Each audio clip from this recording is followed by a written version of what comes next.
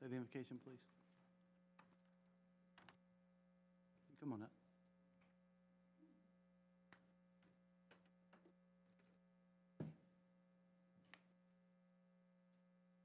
Thank you for coming.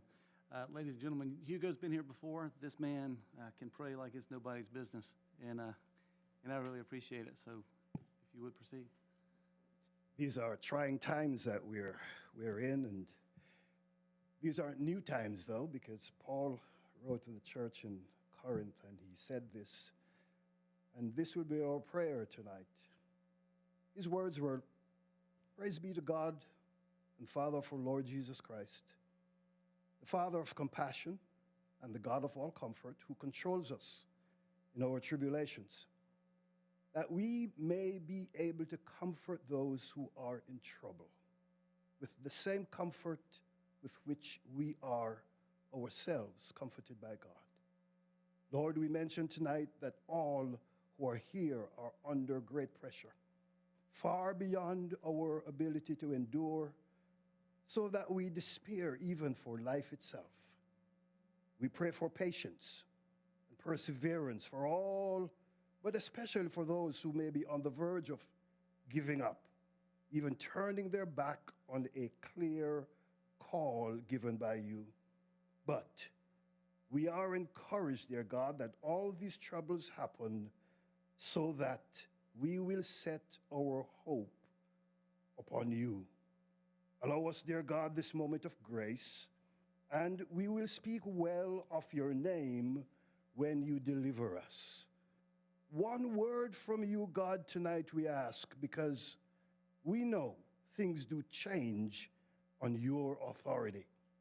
Our hearts and ears are turned to you, dear God. Hear our prayers. This evening we stand in amazement of your love and care for us.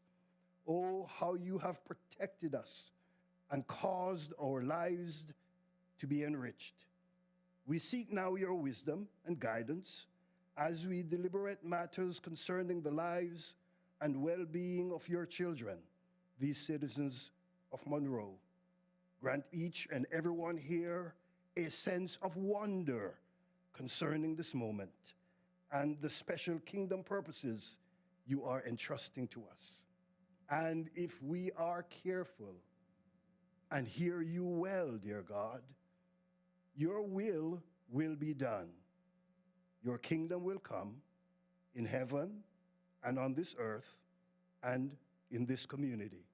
In Jesus' name, amen. Amen. Thank you, ladies and gentlemen. Hugo is from Lighthouse World Outreach Center. And Hugo, wanted to thank you and your team for hosting Javian's event the night that she was home as we celebrated her silver medal. I appreciate your coming tonight. Thank you. Let's call this meeting to order and let the record reflect, please, that all members of the council are present.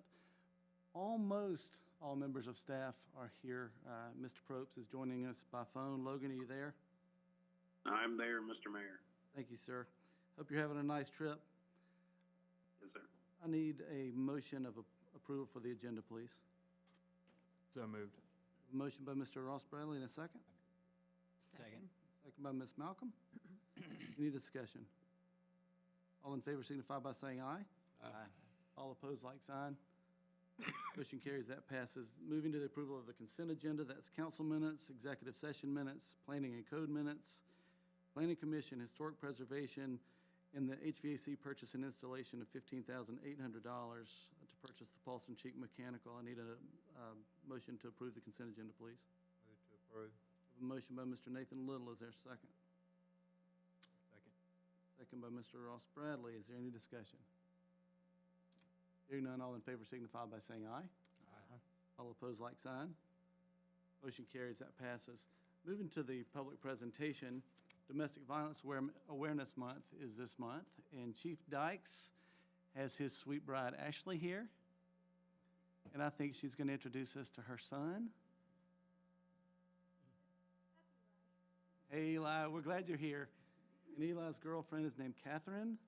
She's one of Charles Preston's daughter, just about as cute as can be.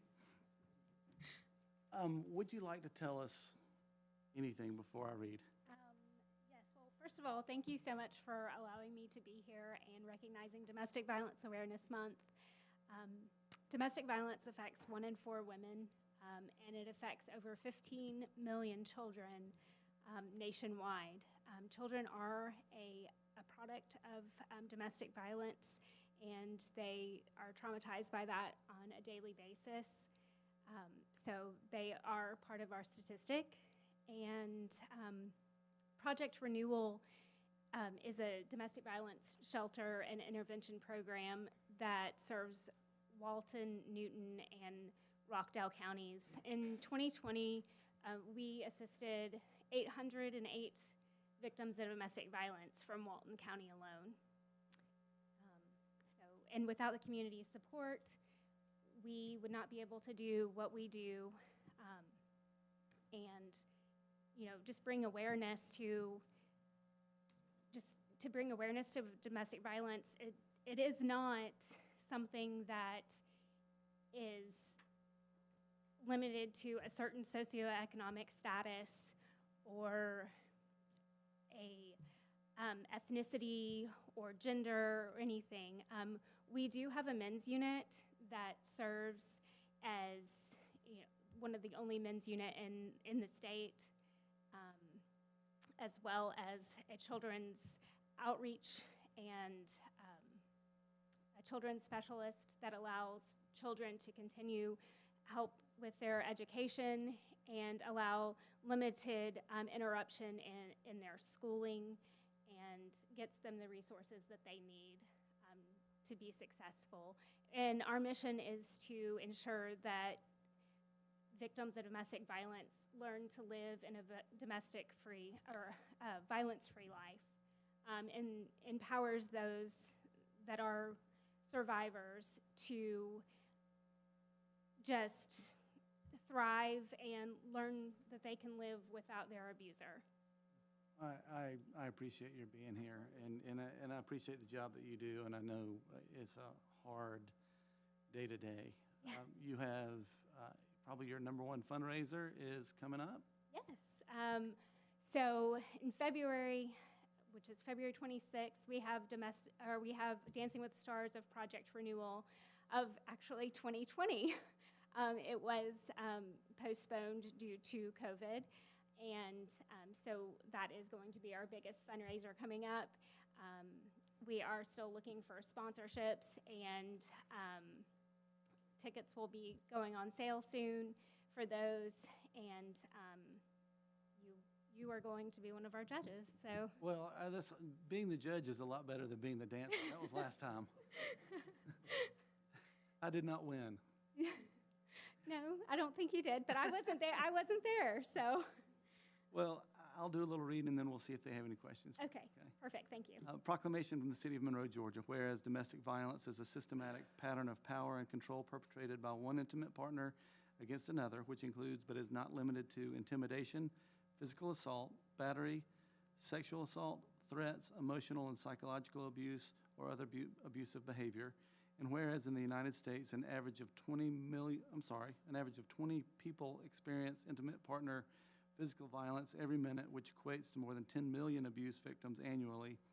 And whereas of those victims, nearly 1 in 4 women and 1 in 7 men have experienced severe physical violence by an intimate partner in their lifetimes. And whereas too often domestic violence touches the lives of children, leaving a devastating impact and lifelong repercussions from the emotional and physical trauma. And whereas anyone can be a victim of domestic violence, regardless of age, sex, race, ability, ethnicity, sexual orientation, socioeconomic status, or religion. And Project Renewal Domestic Violence Intervention Program works to end all types of abuse and violence through support, advocacy, prevention, and education, while promoting community awareness and accountability. With their vision, begin to end all types of abuse and violence. And whereas domestic violence remains a major public health, social justice, and human rights issue requiring particular attention, and its interventions must be with the inclusion of all people at all levels. And whereas raising awareness during the month of October provides us with a special opportunity for citizens to learn more about prevention, show support for the numerous organizations like Project Renewal Domestic Violence Intervention Program, and individuals who provide critical services. Therefore, I, John S. Howard, by virtue of the authority vested in me as mayor of the City of Monroe, do hereby proclaim the month of October 2021 as Domestic Violence Awareness Month in the city of Monroe as we work together to eliminate domestic violence from our community. In witness whereof I have hereunto set my hand and caused the seal of City of Monroe to be affixed this 12th day of October, the year of our Lord, 2021. John S. Howard. And I appreciate your being here. And is there any questions for Ashley?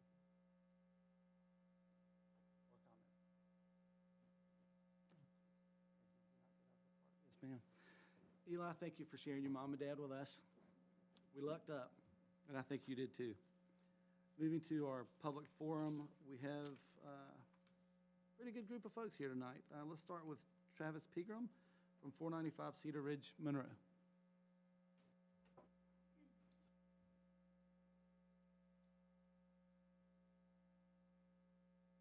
Good evening. Thank you guys for the opportunity to speak to you all. Thank you for your service, for spending time with us instead of your families. I know every day away from my kid and from my wife and my soon-to-be born child is a sacrifice. So thank you all for the sacrifice. I will admit that I was a former pastor. So I have told people to throw things at me if I talk too much. So I'm going to try to keep this very short and concise. But the reason why I am thrilled to have this privilege is I was a part of the Leadership Walton class of 2021. I was actually voted class president. By being part of this class, I got to learn about Walton County. I got to learn about the heart, what drives Walton County, what is the heartbeat of its citizens, of its leaders, and of the community as a whole. I fell in love with Walton County. I fell in love with Monroe, so much so that I uprooted my family, my little girl, and we didn't know at the time, another little girl that'll be here in December, and we moved to Cedar Ridge Road. We moved to be close to what was happening in the heartbeat. And from what we learned is just the desire to be a community together and to not outpace ourselves, to make sure that the ethos of who we are, the very DNA of us as Monroe citizens, remained the same.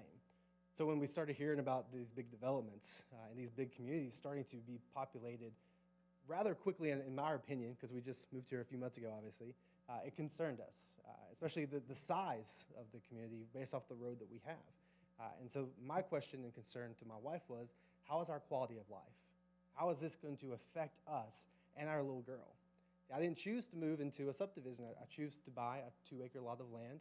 I chose to invest in Monroe and used a fantastic local realtor who's in this community so that I could be invested here. But my little road it's little. And my little girl loves to run and play and watch my dog catch a Frisbee. And here we are on the small road where we're going to see over 2,500 new trips a day from this one community. But there's more communities being planned, and there's more. So my question is, where do we start having smart growth? Where do we start taking a pause and appreciating what we've always had a heartbeat for as citizens of Monroe and remaining true to ourselves without the battle of being Little Gwinnett? And I know one of the things that y'all will struggle with, and it will probably frustrate y'all till you can't sleep at night, is the comparison to the neighbors next door, comparison to the growth next door, because a lot of us have left that traffic. So when you hear me speak, please do not hear me speak saying, I know better, because I don't want to be in y'all's shoes when it comes to these decisions.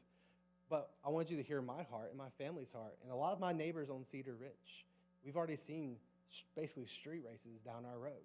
We've basically seen people who don't know how to drive and who will tailgate me going 40 on the 35 in my own stretch of road. And when we add more cars, when we add more people, that terrifies me when there's nothing in place that's going to help resolve the traffic and the issues that are there. Additionally, where do we start thinking about organic growth? See, I want to see Monroe be successful for a very long time. I want to be a part of its ethos, its DNA, so that we thrive and grow and we're a standard for other communities to look to. And they want to be like us. They want to see who we are and see what we're doing right because we have grown in such a great way and a true way to who we are as Monroe citizens. And so where do we start looking at generational growth as opposed to new growth? Where do we start saying, let's invest in the families here? As the mayor alluded to in the interview earlier, we've done great strides for Pilot Park and some of the other renovations, Matthew Park, which needs a facelift. Well, do we pause and we fix our infrastructure? Or do we continue growing and see the struggles of this traffic, of the system, where we're going to start having more accidents and more issues and, God forbid, more deaths on the road? I work in insurance, so I see it all the time. Where do we fix those issues first so we don't grow? And that's what concerns me about this new development. Motioning to the back. Thank you. Oh, sorry. Lori, there's seats, there's a seat up here. Again, I told you I'll talk very much. So again, thank y'all very much. I know it's a difficult decision when you're all talking about city growth. I know it's a difficult decision when you weigh different personalities and balances. So thank y'all for listening to us and hearing us. I don't expect us to always be right, but I appreciate y'all listening. Travis, thank you for coming and congratulations. I have 2 girls too, best in the world. Love it. Congratulations. Thank you, sir. And good luck. Thank you. Ms. Mahan.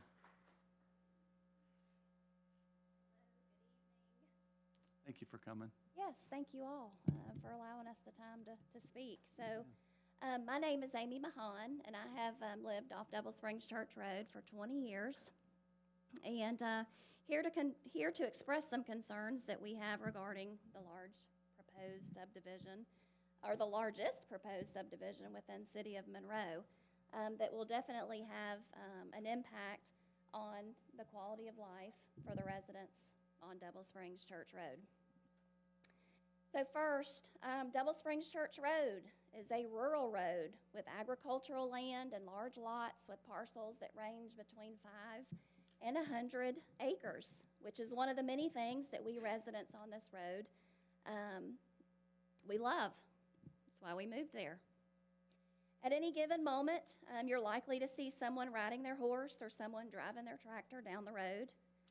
And as a result of this new massive development, there will be thousands of additional vehicle trips traveling on our road, making this no longer safe, resulting in a quality of life issue for the current and longtime tax-paying citizens of the residents on Double Springs Church Road.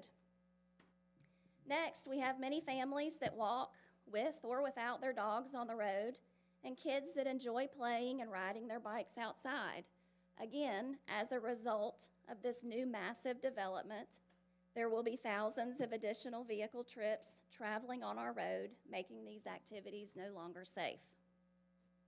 Therefore, resulting in a quality of life issue for current and longtime tax-paying citizens on Double Springs Church Road. Last but certainly not least, with the new shopping center opening soon, we're already going to have significantly more traffic on our road as people cut through, coming and going to and from Highway 11, 78, and Highway 81. We don't even know what the impact of that alone is going to be. So here again, with this new massive development, it will only be worse. Therefore, making our road less safe, resulting in a quality of life issue for the current and longtime tax-paying citizens of Double Springs Church Road. I think we can all agree that a lot has happened since the recession and when this development was originally approved. Population growth in Monroe, new shopping center, 13 years, plus is a long time. What may have made sense then may not make as much sense now. Going forward, are there any provisions or stipulations that can be included to any future approvals of this same nature to allow the council to revisit and/or review prospective plans to make sure it still makes sense for the overall area when that time comes? In conclusion, we sincerely ask that you table this new development until due diligence can be finalized or until after the shopping center opens and we can assess the impact of that first. I thank you for your time, and I wish y'all a good night. Thank you, Amy. Appreciate your coming. And just so everybody knows, and I think many of you do during public comment, very rarely will council reply. And since this all seems to be about the same development, we might have some questions at the end. And so far, you've hit on all the concerns that we shared last week. So this discussion is not going to be taken lightly, but I don't want you to think that council's just ignoring you. We're just not going to let a lot of questions out of us right now. Okay, Lori Hawks. Thank you. I appreciate it. I'm Lori Hawks. I live at 1730 Double Springs Church Road. I am very concerned about the River Point subdivision and also the additional subdivisions that are coming in. I mean, this is not just this one, but it happens to impact our community on Cedar Ridge and Double Springs dramatically. There are other neighbors here, and if I may just ask them to, if you are concerned about that River Point subdivision, would you please stand just for a second? That would be great. Thank you. We have a lot of us here who are taking their time on a weeknight to come out, and we appreciate that. Thank you for coming, everybody. Travis talked about generational. I've lived on that road for 15 years. We've had a family farm for 50 years. We are one of at least 4 families that have 3 generations living on this road. And if we're lucky, we may have a 4th coming up here sometime soon. So it is really important, and I understand that you all have the ability to influence whether these next generations will stay on the road with this new development, and not just this one, but the future ones. I'm by profession in the water industry a planner. I plan for the impact of development and protecting water resources. So my immediately questions, and I know you guys have considered this, but they go to water and wastewater infrastructure. Is there capacity in the school system? Is there fire protection? Those kinds of questions, which I know are important, and it takes time to catch up for that kind of infrastructure. We don't have to approve everything and come in and play catch up. You can take the time and plan to get the infrastructure in place and make sure that the kind of growth that comes into the community that we all love so much is really smart growth. This map we brought, and Susan is very kind to hold it up, shows Double Springs Church Road, and I'm just showing it to you because Double Springs Church Road is super curvy and super dangerous now. I mean, not future development, now. And we have highlighted on here, one time, 2 years ago, traffic was rerouted on our road because of construction. There was accidents left and right. There's sites of, I personally have pulled out people out of cars who almost went into the creek. There's no, safety rail on the bridge. I personally have pulled out shaking moms with their kids in the car and drove them home because their car was crashed. It is unsafe today. So this is not a hypothetical that our road is dangerous. And putting thousands of more traffic on this road is just kind of a disaster, to be honest, waiting to happen. And maybe, Susan, you could show it to everybody anyhow. But so the traffic is an impact. And we live in the county. We want to be good neighbors to the city, and we want the city to be good neighbors to us. I don't know that the city wants to put in sidewalks on our road or traffic calming measures. Maybe the developer would be willing to do that if the development goes forward as is. But I mean, there are going to be some very significant and real impacts. And I think personally there's an opportunity to pause. Their growth is going to happen, growth is here, but there's no reason we can't take some time to coordinate between the city and the county more. Maybe put in some buffer areas where there's a little less density right on those borders between a 30-acre farm and a 300-home subdivision. I don't know, but we want to be a good neighbor, and we want the city to be a good neighbor back for us and try to help us mitigate these serious impacts that we have. So I just urge you to consider pausing, consider a moratorium on land disturbing permits. Let's take the time to plan, and let's take the time for the infrastructure to pick up and catch up to the growth. And there's no doubt that the growth will happen in the future, but there's no reason we have to, take every single development and approve every single one as quickly as they're coming in. So I thank you for your time. Thank you, Lori. Appreciate it. Todd Hardigree.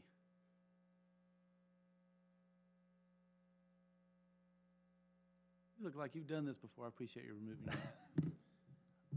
Mayor and Council, thanks for having me tonight. I just had a few concerns as well. A lot of them have already been mentioned. The traffic study, I read through that. I didn't see anything about the new Publix going in, the new YMCA, the new 50-plus homes across from the school. Just to be honest, I moved here from another county about 3 years ago to keep from living in Gwinnett because I drive there every day, of course. But Cedar Ridge Road, as has been said before, is to me is a lot like Double Springs Church with the blind curves. It's almost a one-lane road there. I know that's in the county, but it is definitely a concern with me on the traffic. And one of the neighbors did make the comment that people, fly up and down through there. They do. I witness it every day. And I do come in different ways. 2,944 new trips inside of a new subdivision is a lot of traffic on the road in a 24-hour period. There's a lot of concerns at the intersections. There's a lot of concerns to me as far as the traffic in those bad curves on those two roads especially. The water volume, water pressure is another concern. I live in the Highland Creek subdivision there, and in the past I have had water pressure issues with it being low. Contacted the water department. It seems to be better now, but if you add 124,000 gallons a day, what is that going to do? And I'm sure that's probably been talked about and looked at. I guess I'm here to make sure that we can patrol that 310 with police force as well. What's it going to take to make sure that that's safe as well? Because I do see a patrol officer in our subdivision, from time to time, but are we going to have adequate protection for those new citizens? And I would like to also ask that this be tabled and looked at a little bit longer especially for the infrastructure questions, especially for the new buildings going in out there. And let's definitely don't forget the safety, with the water and the police and the roads. But that's pretty much it. I appreciate your time. Thank you, Mr. Hardigree. I Sir. appreciate your comments, and you're all hitting the same things we were talking about last week. So you'll hear us come some more. Jay Filipiak. Yes, sir.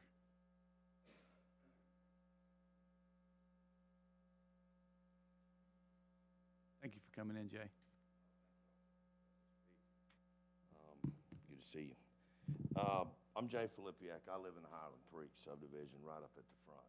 And I used to build houses, but what concerns me, I don't know what the variances are on our streets right there, how far from the line they can come back. I would imagine they will be widening it, but also, Monroe, Walton County has done a great job, brought me down here from Loganville, and I like it. They've done a lot with the streets, a lot of stuff downtown. I mean, it's it's a much better place when you pull off the interstate right here than it used to be, say, 10 years ago. That's pretty rough. So, with that being said, I don't have a problem with people moving in and neighbors. I like it. It's growth. What are they bringing to the community? A lot of people brought up points about Cedar Lake. I would just bet that if somebody would bet me and they put that in, that road's going to be straightened down there. There's not going to be it's not going to be so tough. But who's going to pay for it? The county, right? To straighten the roads, don't they pay for all the county stuff? Okay. But my road also, and that's not that big of a deal either, but to me, the biggest deal is that we have nice lake shores, Lake Walton. We have nice homes down here. And apartments, that's a whole different deal. But I don't know at what point the zoning law was changed, or was it always zoned to where that many homes could be put on quarter acre, a half acre, or how big their lots have to be. But there usually are zoning laws that do help control that. So you're putting a lot of houses close together, right in the middle of a town to where we have bigger lots, nice. I mean, I'm worried about my stuff too. I'm worried about the city of Monroe. I think it's nice. I'd love to share it with everybody. But I'd also like to protect my own investment in our own city as well. What's the facade going to look like? I've seen their drawings, and maybe they're going to sit and they're just trying to test us. I don't know. But I know that it is gonna cause a little bit more traffic. I don't mind it, I just don't like them being so close together. I'll probably have a traffic light, because I live right at Cedar Road and Double Springs Road. So right there coming in and out and crossing, I would expect at least a yellow light or something there for me to look at in the backyard when I'm having a barbecue. Hey, I know that I'm not the biggest deal in this county. So, but, you know, that's one of the things. What about the zoning laws? Something had to go in and something had to change there. Somewhere along the line, that zoning, I don't believe it was meant to be zoned like that. And at some point, somebody changed. I don't know if it was a vote or not. So that's one thing, and that's why people zone stuff different ways and make it to where you can only put so many per acre. I'm probably repeating myself. I'm sorry. You're quite all right. The variance from the highway to see how much road frontage they're going to take. Yep, we want our properties comparable. The road, et cetera. Hey, that's it. That's all I really had, I believe. Otherwise, you know, I like everything that's going on with the Publix, the YMCA's going down there. Thank you. I'm happy to see some growth. I just want to make sure it's. You want to do it the right way. Totally get it. And I appreciate your saying that. I made a couple of notes, and I'll try to find out about when that zoning changed. I'm not going to put anybody on the spot. Patrick? I mean, if it's changed and there's nothing we can do about it, okay, but I don't know how that happens and nobody knows it. There are other infrastructure issues that we need to address, and we'll talk about it. Okay. All right. Thank you, Jay. Very much. Lynn Brooks.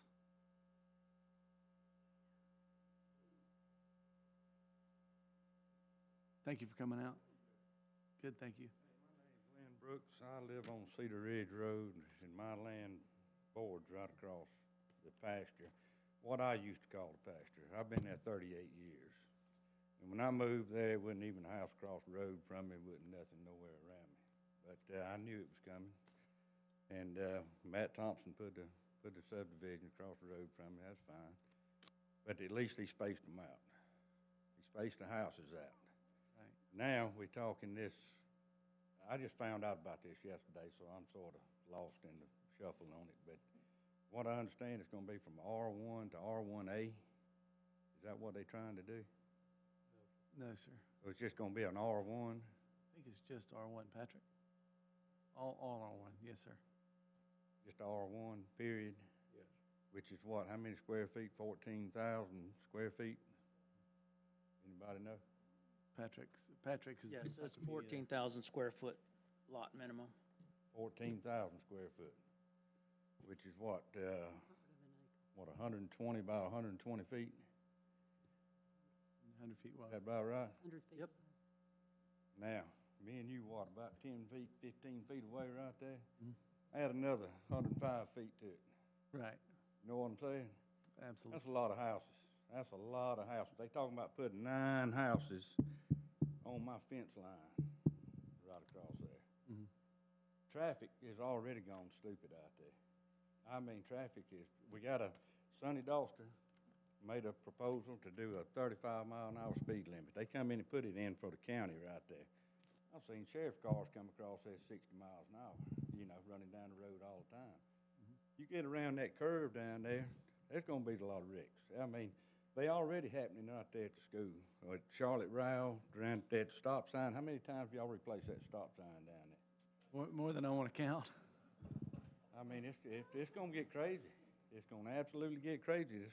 That road, the Double Springs Church Road, and like the lady said a while ago, you hit Double Springs, I pulled out a lot of people down on that creek down there. Double Springs Church Road is like this. But people are gonna be using it. They use it to go to school, you know, come to the school. Yes, sir. My Cedar Ridge Road, when I moved 38 years ago, you might see 1 car a day, 2 cars a day. And now it's just like a highway out there right now. And yet, I hadn't seen anybody put one of them little rubber things across there counting cars, you know, to find out what the traffic is now versus putting 300 houses in there too. Yes, sir. And then we also got a subdivision coming down on Alcova River from Bill Preston's land down there. They talking about a subdivision, that's county, but they talking about 30-something houses down on the end of the road. So, I mean, it's gonna be, it's a mess. It's gonna be something terrible. But, oh, one more thing. Yes, sir. One more thing. Years ago, I had cows over in that pasture. I kept cows until Dr. Rao run me off, wanted me to pay the whole tax over there on that side. You know how he And is. I couldn't do it with 25 head of cow. But, anyway, if you go down, if I would suggest every one of y'all go out there, get on take a truck, take a four-wheeler, take anything, and you ride back through there. On the side, on the property side I'm on. It goes all the way to the Alcova River. You got a pasture sitting right here, 50-acre pasture sitting there. As soon as you get off of that pasture and get back in them woods, it drops off like this. Now, I know y'all gonna sit there and might approve it without ever seeing this stuff. Y'all's gonna sit there and look at a piece of paper. But if when you look off down there, how they gonna put all these houses? They gonna be cutting, they gotta flatten something out down in there. There's no way you can sit there and build houses on this kind of land right here. It goes all the way to the river like that too. It's all uphill. I pulled deer out from back there. It's all uphill. From as soon as you get to the pasture up there, it flattens out. And I would suggest you go, are you the one that's in Ross? Yes, sir. You the one, you know my son-in-law. But I would suggest go out there and look around out there and take a look at it anyway, just to get an idea of what you're talking about when they talking about putting these houses floating off the side of the hill down there. That is the 5-minute limit, Mayor. Thank you, Mr. Rosenthal. You got it, brother. Thank you, Mr. Brooks. Appreciate your comments. Now, what we'll do, moving into new business, we have a couple of preliminary plat reviews. Let me explain. The first one is not you. The second one's gonna be the one you're interested in, so depending on if this goes through like that, we really are hearing your comments. We'll come to yours second. I'm gonna move to the preliminary plat review of Mountain Creek Estates. Mr. Kelly. Yes, sir. Thank you, Mr. Mayor. And I would just like to say that we share the same concerns, and we want to do responsible growth in the city as well. This preliminary plat was reviewed for conformance with the development regulations, and that's basically the criteria that we utilize for preliminary plat recommendations. So we recommended approval for the preliminary plat at 935 McDaniel Street. It's 49.82 acres. They sent us a revised plat that shows 73 lots, and they may have to make some more corrections, but we've recommended approval, as has the planning and zoning, with the corrections noted in the staff report. There were some technical issues that need to be corrected, and they're working on that. Thank you, Mr. Kelly. Are there any questions for Patrick? No, ma'am. No, ma'am. No, ma'am. I'm sorry. No, ma'am. We can't take questions from the audience. Thank you, though, and I'm sorry, Carol. Are there any questions for Patrick or comments? Have this been revised? 'Cause it got 75 on here. They sent us today a revised plat, so we weren't able to get it on the agenda. That's why I went ahead and mentioned it, that they have been working on correcting the comments that we've made. Brad put in his staff report, and in doing so, they lost 2 lots, and they may lose 1 or 2 more, getting it in complete compliance with the development regulations. So right now, we'd be at a max of 73. Currently, that's what they've revised to, yes. So when we approve 73, they can go under but not over? Correct. If that were the case. Okay. Are there any other questions or comments? Is it necessary to wait until we have all of the revised, or all the revisions that have been asked before we make any move on this? We could, or we can approve it based on the comments that were made and being corrected, which we've done in the past. So, just like tabling's been discussed on the other one, that's an option here as well. But what you're suggesting is that we accept it with, as long as your recommendations have been met, correct? Yes, when they make those corrections to the plat. So then it would look like approving it with the stipulations before it could go into development. as presented in our agenda minutes by Brad's comments, and they would Yes. be attached to the motion. Have a comment, a question, a But the motion? developer has agreed to those, is that correct? Yes, yes, they agreed to make the corrections, and they will have to get the plat signed off on. Again, this is not development plans, this is just preliminary plat, basically showing the subdivision of the property. I think y'all missed what Ross was saying. I'm trying to understand what was you really, were you saying you don't think we should vote on until everything's actually been secured? Well, I mean, what's been proposed on the drawing side versus what's been recommended and proposed on the developer side doesn't line up. So my question was, is it responsible to go ahead and move on that tonight, seeing as the developer has not gotten all the information together like was requested last week? But what Are we're you saying looking to is- make a motion to table it? I haven't made up my mind, I was just asking a question, Mr. Garrett. But in response to what Ross said, what I was asking was, is as long as we approve it with the stipulations have to be met before anything goes into effect. So if you don't, if the developer doesn't do what's been suggested and what's been told us here tonight, then it doesn't go, it doesn't become a plat. One second, gentlemen. That's not what Ross was saying. One second. Mr. Rosenthal? I was gonna provide some input from our office, working with Mr. Kelly, Mr. Calendar. This is the second stage in matters coming before you. First, matters come before you for rezone or variances, then they come back before you for preliminary plat approval, then they come back before you for final plat approval. The rezone stage is the stage at which generally policy issues are made, density, concession issues. This project has been approved actually on the books for a very long time. The other project that I know everyone is worried about has actually never been rezoned. It's always been R1 property. So what you have before you tonight is not completely technically administrative in nature, but it is certainly much less legislative policy decision in nature than a rezone decision. Preliminary plat and final plat approval, I don't want to dismiss it as being perfunctory, but nonetheless, it is an administrative type decision. And just our comment for you is that it is common for preliminary plat approval to be approved subject to staff conditions being met on the preliminary plat. This allows a landowner to proceed with an LDP, land disturbance permit, allows them to proceed with construction or building plans, and then to begin construction. Then they have to come back to you for final plat approval, which is at what time that you will accept public infrastructure, such as roads, sidewalks, streetlights, underground utilities, and the like. So just wanted to clarify that for you, because I know there's a lot of concern about your other plat that's before you for preliminary plat approval. This is the second stage in sort of traditional development. This is an administrative in nature in somewhat. You do have control over it. It is your prerogative to approve or not approve, but it is somewhat administrative in nature. Comments, questions, motions?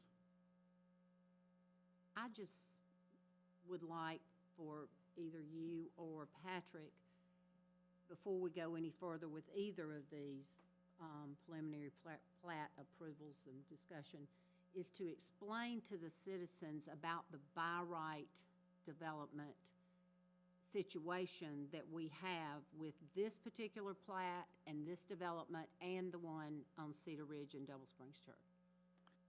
Patrick, would you like to take that, or would you like maybe Logan or Brad if he's? I'll do my best to start, and anybody else wants to chime in. But basically, due to the zoning that the property has currently, if they follow all the zoning regulations and all the development regulations in order to develop in that pattern as prescribed by those ordinances, then they have the right to do so. The only time we really have any input is when they're asking for a rezone or some sort of conditions or variances, things that they don't have any control over. But as a by right use, it means that they can build what we've prescribed for that zoning classification. And if they meet those parameters, we're basically,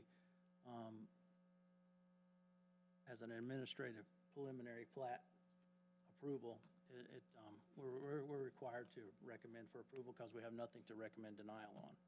And with less than 400 units, they don't have to file a development of regional impact? That's correct. And these were both approved 15 to 20 years ago as zoned today. Yeah, this one was rezoned 15 years ago plus, I believe. And then the downturn got this project. And then the other one, which is another issue altogether, it was rezoned in 2001 to R1. So that was, I think, the original annexation. And understand why there's not a public hearing on either of these two developments. And just also, the R1, we've said it, but that is the least dense residential, single-family zoning classification that the city has in its zoning ordinance. Least density means largest lots. Largest lots, that's correct.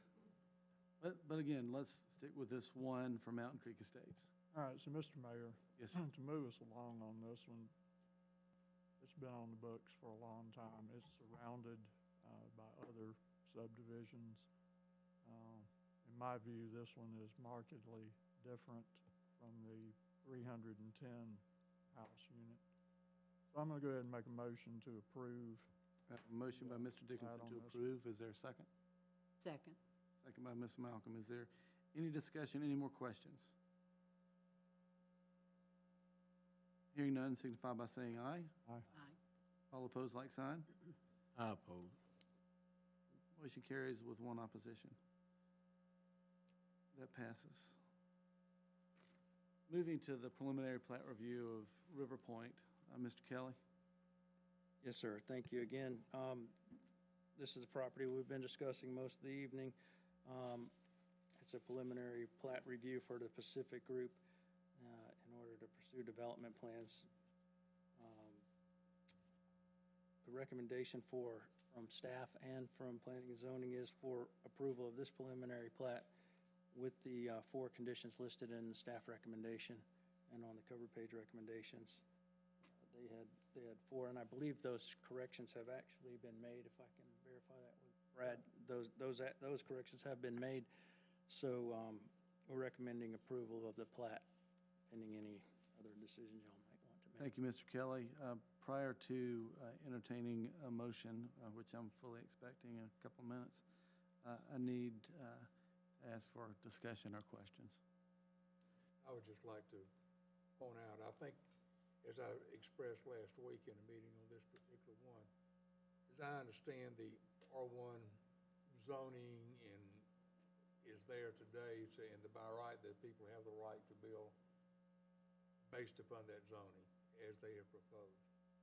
However, it is incumbent upon us to assure in any development that's going in, particularly a large one such as this, that our infrastructure is satisfactory, particularly when it comes to water and sewer. And I still share those concerns that I expressed last week, that we have those concerns. Totally agree. Thank you, Larry. I have a quick question for Patrick. Didn't we just, a couple of years ago, when they called infill development, that you could actually build 10 houses on an acre of land? Yes, sir. That's in the prescribed IOD area, which basically surrounds downtown and has a limited geographic area. This particular development is not in that geographic area.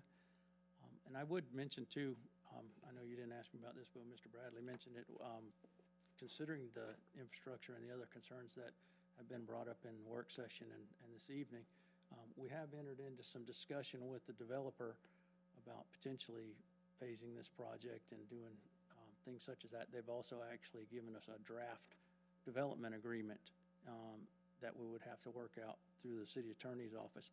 So it may be best to, like many people have suggested, pump the brakes a little bit and give this time for some further consideration. And then we can flesh that out, go to a phased approach, and then they may need to start over. But as presented, the recommendation that we've made still is for approval based on compliance with the ordinance. Thank you, Patrick. Norman, you good? Oh, I thought we should have never approved the 10 houses on an acre. Tyler? Again, I just want to say thanks so much for you guys coming out and saying what you said. We do share your concerns, and especially with traffic, I think that we need to look at some roads and how we can develop that. Water's been gone over and over, and we know that we're in the middle of sorting out our water system in many ways, and so I agree. And agree with what Pat said. I believe that holding off, pumping the brakes is a good move. Thank you. David, before I come back to you, I know what to expect over there. Malaysia? Thank you, Ross. Same feeling I had last week. I think it's too much too soon. Nathan? That tended to be the agreement from last week as well. David, would you like to make a comment and a motion? Well, I thought Ms. Mal. I'm going to make a motion. It's in my district. Oh, we went backwards. Sorry. I'm sorry. That's why I skipped you too. All right, Lee? Well, I certainly am agreeable with everything that the citizens have said and the concerns they've brought, not to mention fire protection and our policing of the area and the impact just from the shopping center. I don't think that traffic study is up to date as it should be, and we need to certainly investigate that further. Therefore, I'm going to make a motion, Mr. Mayor, that we table this matter until December 14th of 2021. That would be that next council meeting. And I'm making this motion due to several of the unknown issues about water pressure and sewer availability, fire protection in the area of this development. We just need to investigate this further. We may need to do a phase-in with the developer. We've just too much too soon, in my opinion, and the remainder of the council as well. And additionally, tabling this matter will give the developer and the city staff time to work through a lot of issues and hopefully present a more appropriate development for the area and an appropriate development agreement that will address the issues and concerns of the citizens. Mr. Rosenthal, may we table it for 2 months, or do we have to come back next month? I know, I'm just checking. I want to make sure the questions are answered. Yes, you may table, if the motion provides for a specific date, We table it for a couple of years? December 14th, 2021. I second that motion. Table it to December 14th. Thank you. I have a motion and a second. Thank you, Mr. Garrett. Is there any discussion? Hearing none, all in favor signify by saying aye. Aye. All opposed, like sign. Motion carries. We're tabling that. Folks, thank you for coming. You don't have to sit through all this. If you want to go right now, if you want to listen to more sausage being made, you're more than welcome to stay.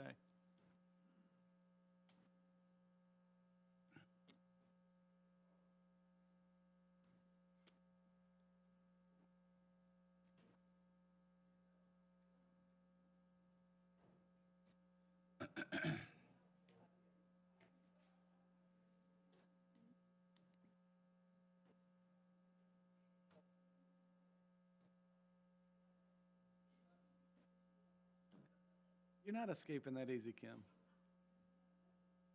It's frightening just to look at it on paper. I know. All right, everybody, thank you. Moving to the first reading of the GM EBS amended and restated defined benefit retirement plan ordinance. Prior to moving to Mr. Rosenthal, ask Mr. Russell, are you in the back? Would you come forward, please? No, a public meeting is a little different than a work session. If you don't mind going over this just a little bit again or answer any questions, anything you want to add, subtract. Are there any questions or comments? Are there any questions or comments? This is a proposal to change our pension plan to 50 years of age and 20 years of service for public safety personnel. It will cost an additional $103,000 to do this. That cost will not hit our budget until 2023 because evaluation for 2022 has already been accomplished. Thank you. Are there any questions for Les? I got a few questions for him. Have y'all did the study on how many people will be at that 20-year mark in the next 5 years?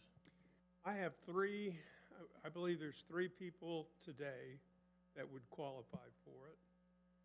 One of those people already qualify under the 55-25, but they've not exercised it. And a second one is about to be able to retire. So effectively, you would have a net of 1 for this year. I For said next in the year next to be 5 3. years. I'm sorry? I said within the next 5 years. I didn't say about I this was going to give it to you by year, sir. Next year it would be 3 again. The next year it would be 1, 1, and 2. So is that meeting the 50 years of age, basically? What you're saying is 1, 2, and 1? It's 3, 3, 1, 1, 2. Those are the next 5 years. So you're saying a total of 8 people? Yes. Which said 2 of those you said would qualify for the 55 anyway. 2 of them would qualify now, yes. But that doesn't mean necessarily that they would go. No.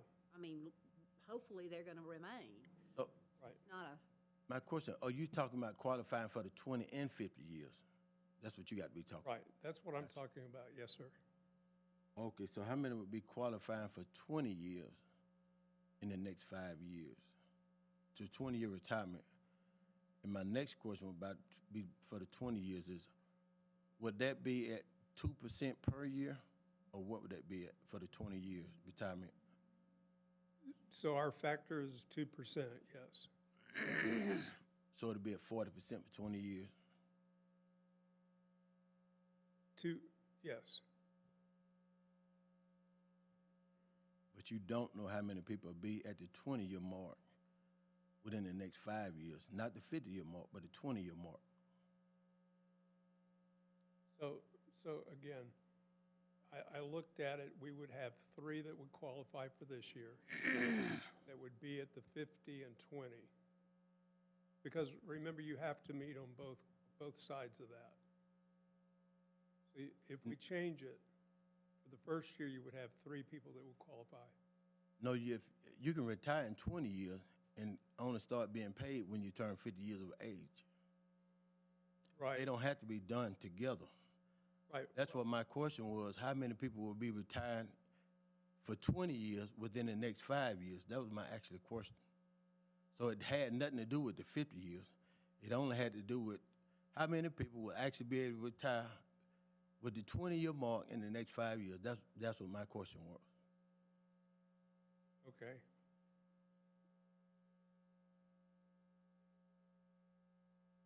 So you don't know? I think I have the information right here,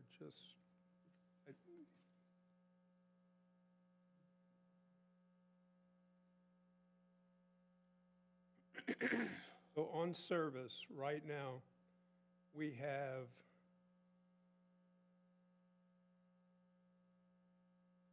Officer Pilgrim, for instance, has 15 years of service today.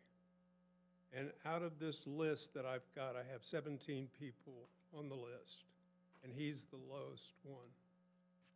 So in the next 5 years, we would have 17 people that would qualify on the service side, on the 20-year service side. Is that not a lot of people to you? Is that a lot of people? Or no? Yes or no? In 5 years? Yeah. It's a turnover of about 2 or 3 a year, yes. I mean, it's a significant number, but it's not an outrageous number when you think about what our turnover typically is. And one of the reasons that we're trying to do this is to encourage people to stay with us, right? That's one of the big reasons for it. The other reason that we're trying to do this is to be able to recruit easier. Right now, we are not the highly competitive organization when it comes to pension. We're just like everybody else. This would set us apart. So let me ask you this question. So do you think an average person going to a job actually got in their minds that they're going to retire from that job? I think there's a lot of people who do think that. And I think particularly if they go into government service, they think that. Because governments have good pensions, quite honestly. My next question would be, why is this not offered to the whole city by the employees? Well, it's a cost question. It just simply is a cost question. If you think about it, we're only talking about 30% of the workforce of, well, I take that back. We're probably talking about 40% of the workforce with the police and fire. So can we afford to go to the entire workforce at this point? It would probably be about $350,000 is my guess, the additional cost. Because right now we're at $103,000 for this change. But Ms. Thompson might be able to answer that question a little bit better too. I think it would probably run about 300,000 or plus 300,000 to be able to offer it to the entire city.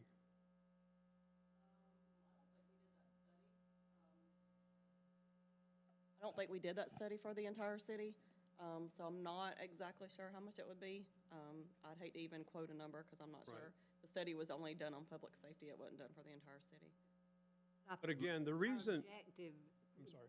you go ahead. The objective was in the line of the police and fire and their traumatic jobs, and Right. a bit different than a normal city worker. Again, what we're trying to address are, the three issues. We're trying to retain our officers that we have today.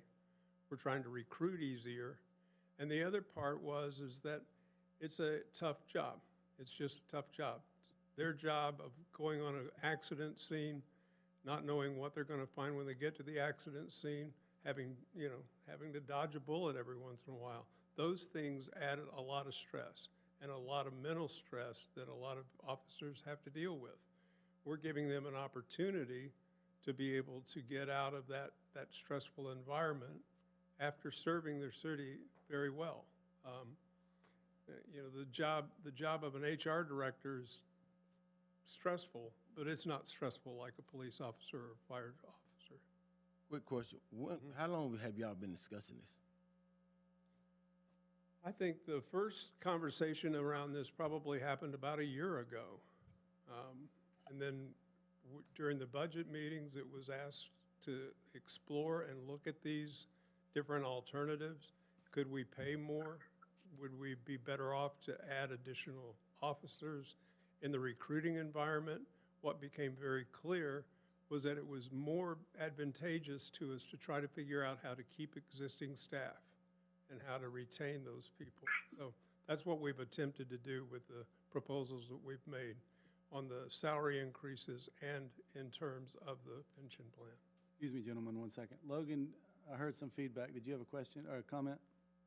Yes, sir. So I did want to know that this goes back to our planning retreat last year when it was brought up for discussion. And this is a policy decision that the city council instructed staff to go back and analyze fire and police, not the whole city. We can certainly do that, but I will tell you it will be a pretty extraordinary number to budget. Thank you. Oh, I just want to make a comment. I think this discussion is getting a little too broad. What we have talked about on this is doing something to make sure that we're able to keep our public safety folks and get replacements for those that do leave, particularly in the police department. That I cannot conceive of a job that is more dangerous and more difficult. This city, like every city in the state of Georgia and indeed across this country, is having a very difficult time getting police officers, keeping police officers. If you keep up with the politics in Atlanta, what is it Kasim Reed saying he's going to hire 750 officers? Well, you tell me if they're going to hire 750 officers in the city of Atlanta, we've got all these other cities around the perimeter of Atlanta hiring officers. If we don't do this, how are we going to have anybody? We have to do it. I mean, this is just one of those things that I say a lot. It's just a no-brainer. I don't know why we're even having a debate about it. Because we allowed to ask questions. That's why we're having a debate. You can ask questions, but I mean, are you opposed to it? I am opposed to it. That's why I'm asking the question. Not. But that's you got your opinion. Everybody got an opportunity to express themselves What I'm getting tired of you is every time I say something, that you got to bud in, like I'm not supposed to be talking up here. Well, I support the police. And I support the police. But what I don't support is the 50 years of age retirement. Well, I support it for them. I wouldn't do that job. There ain't enough money to pay me to do that. And then there ain't enough money for me to do the job. All right. But everybody choose their own job. And I have no problem with them people choosing the job they took. The problem I got with you always trying to stop me from saying what I'm saying. That's the problem I got with you. Gentlemen, let's not get into personal conversations. Please direct your questions either to the chair or the gentleman standing in front of you. More questions or comments, or can we go to the first reading? I'd like to go to the first reading. I appreciate your efforts, Les, and we did have this discussion at our planning retreat, and I just urge every council member to be present at the next one in October. Mr. Rosenthal. Thank you, Mayor. This is an ordinance to amend the Georgia Municipal Employees Benefit System Plan regarding the retirement plan for the employees of the City of Monroe. The Mayor and Council of the City of Monroe hereby ordain as follows. This is an ordinance to amend and restate the retirement plan for the employees of the City of Monroe, Georgia, in accordance with and subject to the terms and conditions set forth in the attached adoption agreement, any addendum to the adoption agreement, the Georgia Municipal Employees Benefit Systems Master Plan document, and the GMEBS Trust Agreement. When accepted by the authorized officers of the city and GMEBS, the foregoing shall constitute a contract between the city and GMEBS. All is authorized and provided by OCGA 4751 et sequitur. Be it ordained by the mayor and the city and the council of the City of Monroe, Georgia, and it is hereby ordained by the authority thereof. Section 1. The retirement plan for the employees of the City of Monroe, Georgia is hereby amended and restated as set forth in and subject to the terms and conditions stated in the following adoption agreement, any addendum to the adoption agreement, the Georgia Municipal Employees Benefit Systems Master Plan document, and the GMEBS Trust Agreement. See Exhibit A attached hereto and incorporated herein by reference for the complete adoption agreement, any addendum to the adoption agreement, the Georgia Municipal Employees Benefits, GMEBS Master Plan document, and the GMEBS Trust Agreement.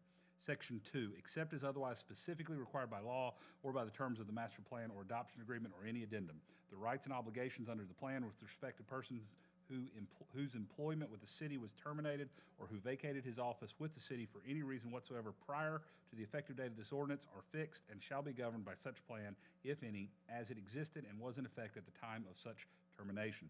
Section 3, the effective date of this ordinance shall be January 1, 2022. Section 4, all ordinances or parts of ordinances in conflict herewith are expressly repealed. This constitutes the first reading this 12th day of October, Mayor. Thank you, Mr. Rosenthal. I appreciate that. We'll have the second reading at the October 12th meeting of council.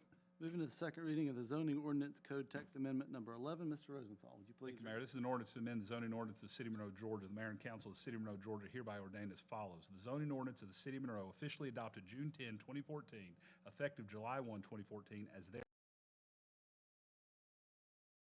changes outlined and identified in particular detail on Exhibit A, which such exhibit is incorporated herein by reference. The exhibit is as follows. This is zoning ordinance amendment number 11. Section 630.3, Table 6, Industrial Zoning District Land Use Regulations are modified in the Industrial Zoning District Land Use Table to add the principal use of agricultural, greenhouse, nursery, and floricultural production, indoor food crop production, and under the principal use of industrial, industry, heavy manufacturing, repair, assembly, or processing, biodiesel fuel production. Both uses are to be added to the table as permitted uses. All ordinances or parts of ordinances in conflict herewith are hereby repealed. These text amendments of the City of Monroe zoning ordinance shall take effect upon their adoption by the mayor and council. This constitutes the second reading this 12th day of October, Mayor. Thank you, Mr. Rosenthal. Are there any questions for Paul? Hearing none, I'll entertain a motion. Motion to approve. A motion on the floor by Ms. Malcolm to approve. Is there a second? Second. Second by Mr. Larry Bradley. Is there any discussion? Hearing none, all in favor signify by saying aye. All opposed, like sign. Motion carries. That passes. Moving to the renewal of health and ancillary insurance. Mr. Russell? Thank you, Mr. Mayor, Council. Start out just a quick review real quick of what we've got as far as our health plan numbers going for this year. I think the last time we spoke, I was asking for the approval for the COVID wellness deductible to be added into the health plan this year. Our goal in doing that was to hopefully spur a few people on to go get the vaccine. That was a month ago. So When we look at the vaccines, we had 28 people that were vaccinated in May. Today, we've got about 64. So we're moving in the right direction. We've picked up quite a few. In fact, in the last month, we've picked up another 12. So I'm feeling good about the process of trying to get people to get out there and get the vaccines. But clearly, the numbers are big for what COVID has cost us this year. In May, we were at about $400,000. In October, we're just beginning the month, and we're already at $480,000 in claims for COVID-related illness. And we know that there's 2 large claims out there right now. So it's going to be a bad year when we look at the total claims. We're going to run about 102% of the total that we estimated for the year. Now, the good news, bad news is that's what we insure for, right? The bad news is that affects the next year's renewal. So, we're going to pay a higher premium this year. It's just like if you went out and had 5 accidents during the year, your car insurance would go up. Well, our health insurance is going to go up for this year. And Matt's going to talk about that in just a minute. But again, I think what the biggest emphasis that we can do this year is to get people to either socially distance, wear their mask, or get a vaccine, because what we're finding is that if people go into the hospital and they've been vaccinated, they're in there for a day or 2 and they come back out. It's the long-term COVID illnesses that are getting us, because we've got one that I can tell you about that's going to hit probably about $275,000 in one claim. And that's where it's going to hit us. Now, that's the bad news. The good news is if you take those claims out and you look at it, our plan is performing extremely well. We're healthy, our costs are down, and everything's rocking and rolling just like we would anticipate it to. In fact, on the prescription side, I know there was a lot of discussion about whether or not it was the right thing to do to change to the pharmacy management program that we did. But we will come in right now looking like about $192,000 saving. So if you take that $192,000 plus the $300,000 that we've saved by closing the clinic, then we've really had a great claims year. COVID is the only thing that's killing us. So I'm going to turn it over to Matt, who's going to talk about the specifics of the renewal. I'll be around if there's any more questions about it after that. Thank you, Les. Good evening, everybody. Thank you for Let's coming. see if I can do this without messing up too much. I'm going to try to move these slides. Last January, when we were standing here, we were looking at an increase on the insurance, and our insurance here is people are motivated based upon how well they keep themselves healthy. So the city has a deductible of $1,750, and in 2021, we had 34 employees who were subject to that deductible. The rest of the employees, and you can look at on here, you can see that we had 28 employees and their families had a $500 deductible, 50 had a $750 deductible. I'm not going to read them all, but you can see the numbers next to the deductible. And the employee earned the right to have a lower deductible by taking care of themselves. And it included having a low body BMI under 30, making sure their blood pressure was controlled, having a good cholesterol ratio, and not using tobacco. So what we've done is everybody pays the same amount for the insurance, but if you're not taking care of yourself and you get sick, you're going to pay more. So I think that's kind of a pretty rational way to look at it, and these are the numbers for this year. Last year at this time, we changed our dental and vision to MetLife. A decision was made that the clinic was going by the wayside. That happened in March. And part of our response to the clinic closing was that employees were able to get generic drugs at no copay at any of the local stores. And also, the first 6 visits to their primary care doctor, they did not have to pay a copay. And we think that went over really well because it was kind of an easy way. And just when we started looking at the numbers, even though we had about $40,000 or $50,000 worth of prescription drugs filled at the clinic, we've had those dumped into our normal pharmacy run, and we're still saving $190,000. So the pharmacy change really was a good change. And then our disability last year was a voluntary benefit, and that was changed over to standard also. So this was last year. I liked when we go down the road to kind of look at a couple of years. In 2019, we were renewing our insurance in April, and we decided to change it to January. So these are 9 months numbers. And what you'll see here is that for this particular year, we had 1.8 million in claims for 9 months. We had several individuals under the group. When we do the reinsurance, we have a $60,000 deductible on an employee before the reinsurance kicks in. And if the insurance looks at somebody and says, we think that we're going to have 200,000 in claims here, they will actually put a higher deductible on an individual.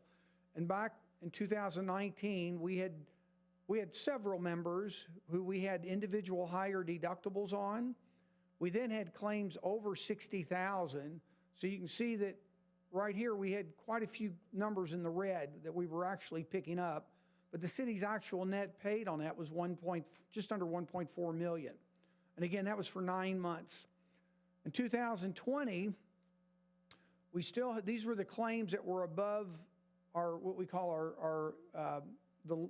I think in the term that y'all might be familiar with, it's called a laser claim, where somebody has higher than a $60,000 deductible. We had a total of 3.1 million in claims last year, and look at the month of December. We had 1 million in paid claims in the month of December. We had 370,000 that did not go to our aggregate. These were on our high-cost individuals. We had 600,000 in spec claims paid. So we ended up at 2.1 million. And again, last year was a very rough year, particularly for the big claims. And this number here is what determines our reinsurance cost. So that is a number we are particularly sensitive to. So in 2021, year-to-date through September, we're actually running at about 84% of what we thought we were going to run at. And when we add in our fixed cost, we're running right about 104% of expected. And that is actually a pretty good number where we want to be. However, as Les alluded to, we know the October claims. We're going to have that October surprise where we have several large claims that are going to be hitting. And that's one of the reasons why we're getting the insurance renewal in here today, is because the renewal, if it is accepted today, they cannot use the claims that are getting ready to hit in October against us. And that's why we think that we need to accept the renewal as it was presented. And I'm going to move over to the particulars on the renewal. I'm not going to stay long on this page, and I can come back to it. But this is the details broken down, and I'm going to kind of summarize as easily as I can. You can see that our fixed costs are really not moving that much. We're looking at going from 74,000 to 77,000. When you come down here and you look at our reinsurance, last year we paid 530,000 and 26,000 collectively for our two reinsurance policies, and those are increasing about 10%. And so when I'm sitting there looking at claims of 600,000 last year and my premium still staying around 600, that's actually a pretty good number to be looking at. This is what they expect my claims to do. We're really going to probably run in on expected claims this year, probably closer to about 2.3, 2.4, and they actually are expecting those claims to be about the same level next year.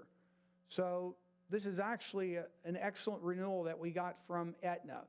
Now, one of the things we're going to ask you all to look at is we're going to raise our deductible on each individual from 60,000 to 70,000. And doing that, it's going to take our fixed cost for this specific stop-loss insurance from 530, instead of going up to 580, it'll actually drop down to 520.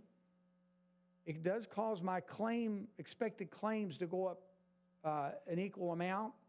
But what I'm trading is I'm trading guaranteed fixed premiums for projected claims. And when I get to this next slide, I think it'll show a little better. And one more thing is that we did have individuals on our group that were expecting large claims, and we had claim lasers totaling $350,000 this year, and those lasers have all been removed. And what that means is that we don't have any individual who'll be covered next year that we will be responsible for any more claim other than the $60,000 or $70,000 specific stop loss. So that's a big liability that actually came off our case. So when I take those numbers on page 6 and distill them into something that's make logical sense, is we always break the insurance down into what I have to pay and what we think we're going to have to pay in claims. And then we add them together and we get total expected. So when I come up here, my total fixed cost for insurance and administration is $218. It's going to change to $239. And if we raise our deductible to $70,000, the cost of my insurance is going to actually drop back to slightly below what it was. When I add it to my expected claims for the upcoming year, I'm coming down to this yellow line. And it says that my fixed and expected cost is $2.6 million. For the renewal, if we do not change our stop loss, it's going to be $3,037,000. If you notice over here, it's $3,034,000, which is almost identical. But the difference is my fixed cost is now $60,000 lower. So what I'm trading possible claims versus real premium. So at this point in time, we recommend making the change on the $70,000 on your stop loss. And again, we don't have any laser liabilities for the upcoming year. Medical deductions, it is being suggested those deductions do increase by 2% for the upcoming year.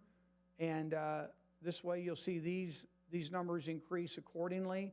And annually, it'll take the annual contributions from $518 up to $529.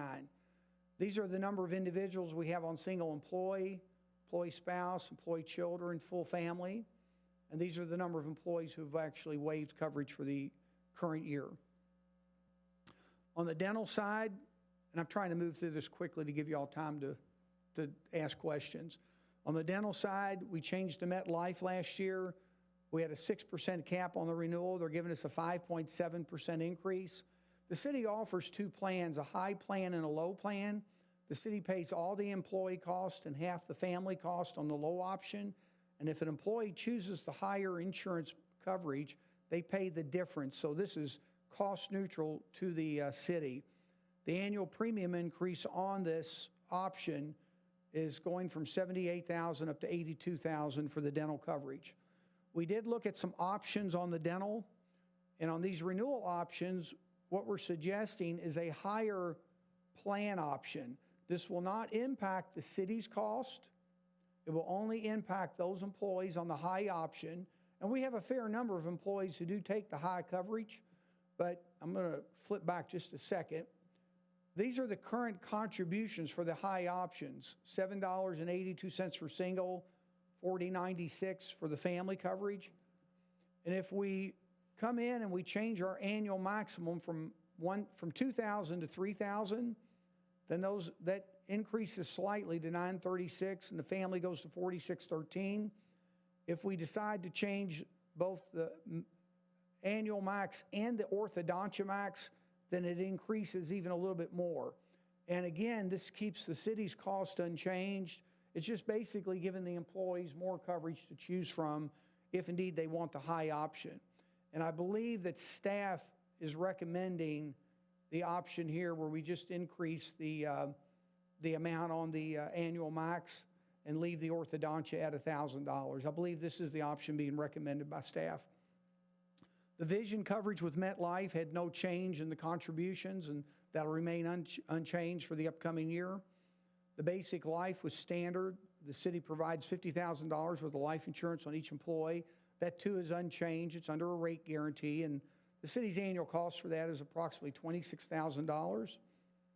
And then I got us to our summary page where I can let you all ask some questions, but we're sitting here looking at our current premiums, current payroll deductions, current net cost, And if we renew and keep the $60,000 specific stop loss, increase the employee contributions, we're looking at an annual difference of approximately $400,000 under the renewal.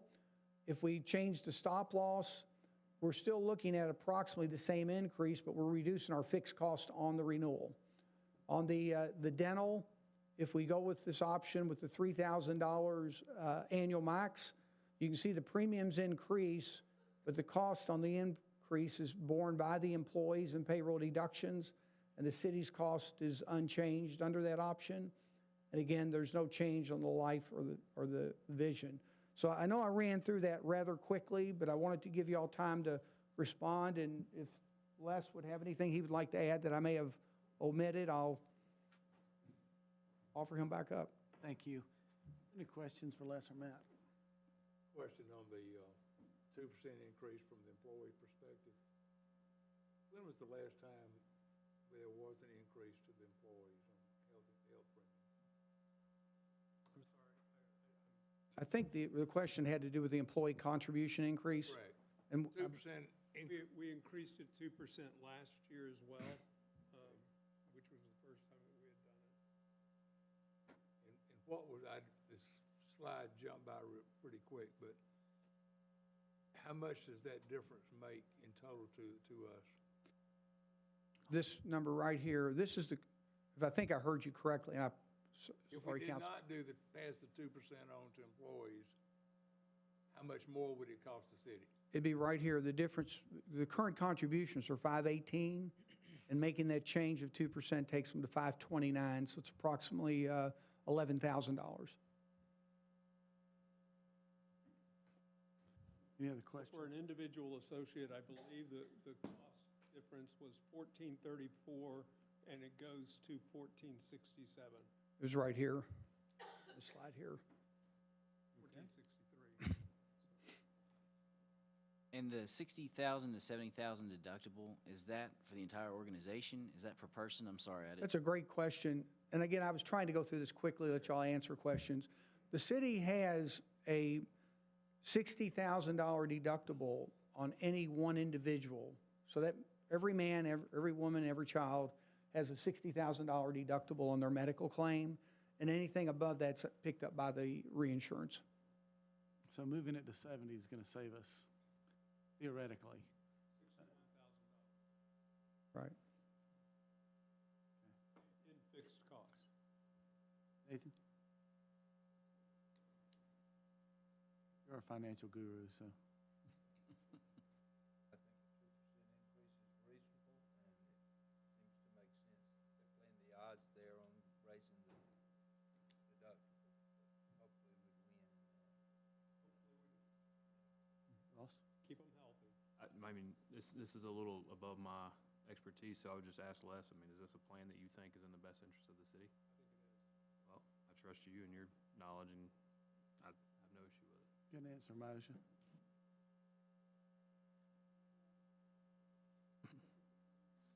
Lee? I think we'll go with staff recommendation, and we're fortunate that it's to get rid of that $300,000 shadow. Les nailed it when he sat there and said that, you know, we've had 400,000 in COVID claims. We probably have that much more getting ready to be paid again. And if we hadn't had those out here, I mean, we're doing everything right, but, you know, sometimes that stuff happens. But our pharmacy claims are way down. I think closing the clinic was a really good move on y'all's behalf. I mean, we've done everything right, but there's just sometimes you can't get around some of these things that are beyond our control. The wellness piece is paying off too, I think. Mm-hmm. It's obvious. I think we're seeing significant movement with people getting healthier and trying to get those wellness credits. It's done its job so far. We just need to stay on it. The gym membership is, becoming very popular with people. So I look forward to, the next year being a better one. We're going to get COVID under control at some point. Thank you, Les. Larry? You got anything? Norman? David? Let's do it. You want to go ahead and make a motion for me? I'll make the motion to approve Make a motion to approve, and do we need to be specific with the $70,000? with the 70,000 for the reinsurance. Second. And a second by Mr. Bradley. Is there any discussion? Hearing none, all in favor signify by saying aye. Aye. All opposed, like sign. Motion carries. That passes. Thank you so much for coming out tonight. Thank you all. And the timing was perfect. We needed you this month. Moving to the mayor's update, just a couple of things. Toured Publix today, and they are saying they're on go to be selling groceries in January, assuming supply chains will open up for them. The site's great. If you want to go visit, let Lee Rowell know, or you can call me and I'll set something up. And the other, we had an outstanding event at Fall Fest. We won't find out the exact numbers until we get the cell phone data, which will probably be in the next week or two.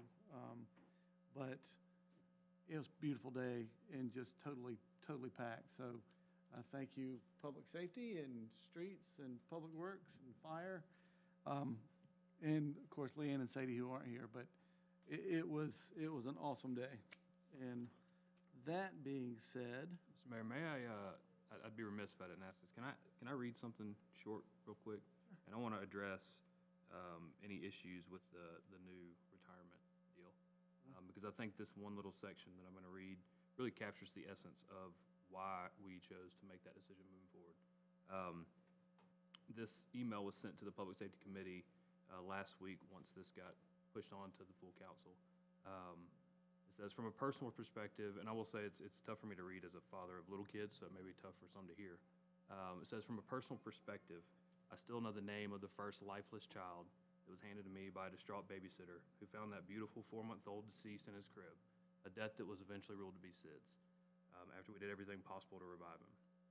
I've also experienced the heartache of losing several public safety coworkers, none from Monroe, succumbing to suicide amongst a list of many other tragic incidents experienced in my career.